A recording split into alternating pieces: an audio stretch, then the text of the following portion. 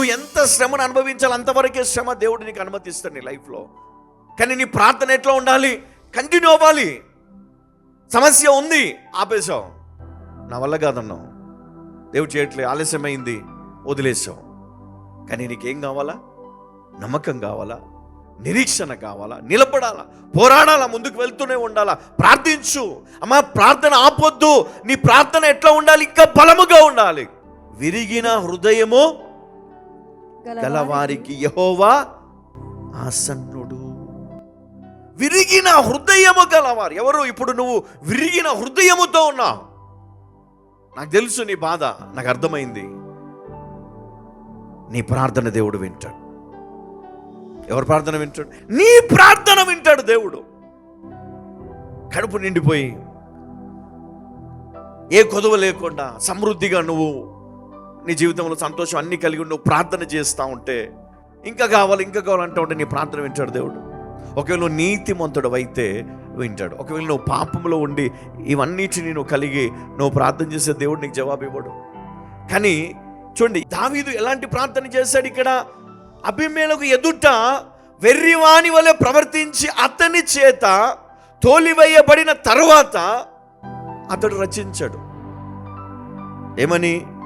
విరిగిన హృదయము గల వారికి యెహోవా ఆసన్నుడు, నలిగిన మనస్సు గల వారిని ఆయన రక్షించును. ఎవరిని? నలిగిన మనస్సు. ఎవరు అమ్మా? ఇది నీకోసము దేవుడు మరి ఆనాడు దావీదు ద్వారా రచించాడేమో.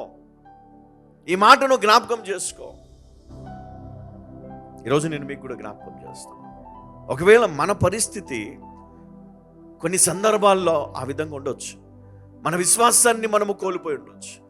ఒకవేళ విశ్వాసం ఉన్నప్పటికీ నమ్మకం ఉండదు మనకి. నేను నమ్ముతానంటే దేవుణ్ణి, కానీ ఇది జరుగుతుందంటే నేను నమ్మను. ఈ వ్యక్తి బ్రతుకుతాడంటే నేను నమ్మను. ఈ వ్యక్తి బాగుపడతాడు నేను నమ్మను. ఈ రోగం పోతుందంటే నేను నమ్మను. నేను నమ్ముతాను, దేవుణ్ణి విశ్వసిస్తాను అంతే, కానీ ఇది జరుగుతుంది నేను నమ్మను. రాబోయే రోజులు జరుగుతుంది నేను నమ్మను. నిరీక్షణ. కానీ రెండు నీకు కావాలి. నిరీక్షణ, నమ్మకం నీలో ఉండాలి అంటే నువ్వు చేయవలసింది ఒకటే. మొట్టమొదట నువ్వు ఎక్కడునో అక్కడ ఆగి నువ్వేం చేయాలి? ప్రార్థన చేయడం ప్రారంభించు. ఎప్పుడైతే నీకు భారంగా అనిపిస్తుందో నీ జీవితం, ఎప్పుడైతే కృంగిపోతావో, నువ్వు కన్నీరు విడవద్దు. నువ్వు అల్లిసిపోయి ఉంటావు నీ లైఫ్లో పోరాడి పోరాడి పోరాడి. వారికి ఆ ధైర్యం కావాలి, ఆ విశ్వాసం కావాలి, ఆ నిరీక్షణ. ఇంకా కొంతకాలము నేను ధైర్యంగా నిలబడాలి, నా సమస్య నేను దాటడానికి దేవుడు శక్తినిస్తాడు. ఇంకా కొంత సమయము నాకు ఓపిక కావాలి, నేను నమ్మగలగాలి. హల్లెలూయా. దానికోసం నువ్వు ఏం చేయాలి? ప్రార్థించు. నీ శ్రమలో నువ్వు ఎక్కడైతే నువ్వు ఇబ్బంది పడుతున్నావు, ఎక్కడైతే నీకు కష్టం ఎదురైందో, ఎక్కడైతే దుఃఖం ఎదురైందో, అక్కడ ఒక నిమిషం ఆగి కళ్ళు మూసుకొని గట్టిగా ప్రార్థించు, విశ్వాసముతో ప్రార్థించు. ఎందుకు? విరిగిన హృదయము గలవారిని యెహోవా వారికి ఆసన్నుడు, నలిగిన మనస్సు గల వారిని ఆయన రక్షించును కదా. అందుకే చాలాసార్లు మనము బాధపడుతూ ఉంటాం. మనం బాధపడొద్దంట ఆ సమయంలో కదా. మన బాధ తీసుకుపోయి పక్కన వాళ్ళకి చెప్పుకుంటాం. మన బాధ తీసుకుపోయి ఎవరెవరికో చెప్తూ ఉంటాం. వాళ్ళు నవ్వుకుంటారు వాళ్ళు కదా. మన బాధ చూసి, మన ఇబ్బంది చూసి వాళ్ళు నవ్వుకుంటారు. అయ్యో చూడరా వాడికి సమస్య వచ్చింది, చూడరా ఆమెకి సమస్య మంచిగా అయింది, ఏమంటారు? బాగా అయింది, అప్పుడు ఎగిరబడ్డది కదా.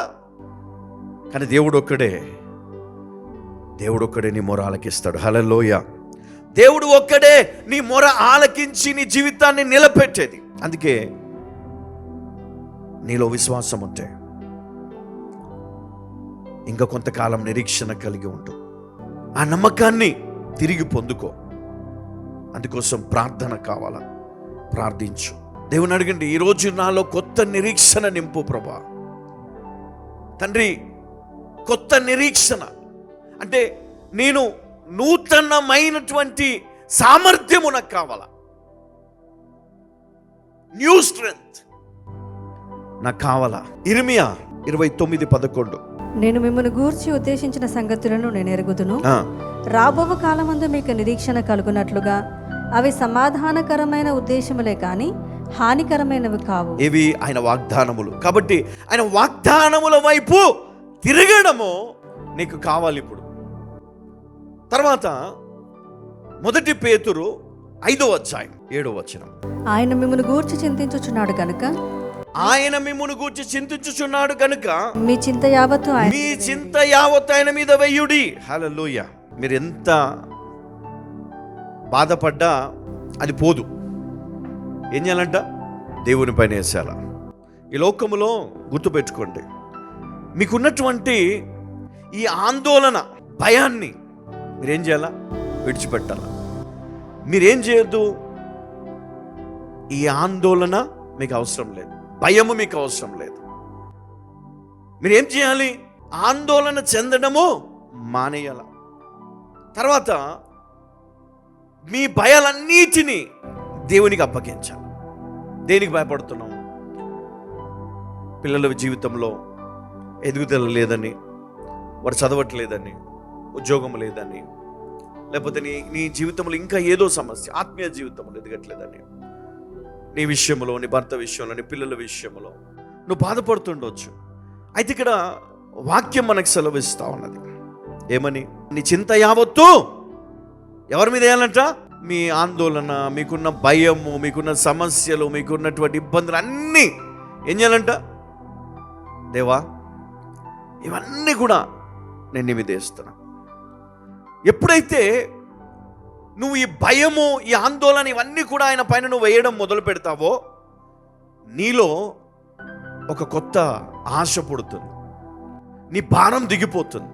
దేవుడు ఉన్నాడు, దేవుడు తప్పక నీకు సహాయం చేస్తాడు, నిన్ను నిలబెడతాడు, నిన్ను నడిపిస్తాడు, నీకు విజయమినిస్తాడు. దేవుడు నీ పిల్లలను బాగు చేస్తాడు, వారి పరిస్థితులను దేవుడు ఆశీర్వాదం వైపు నడిపిస్తాడు. హల్లెలూయా.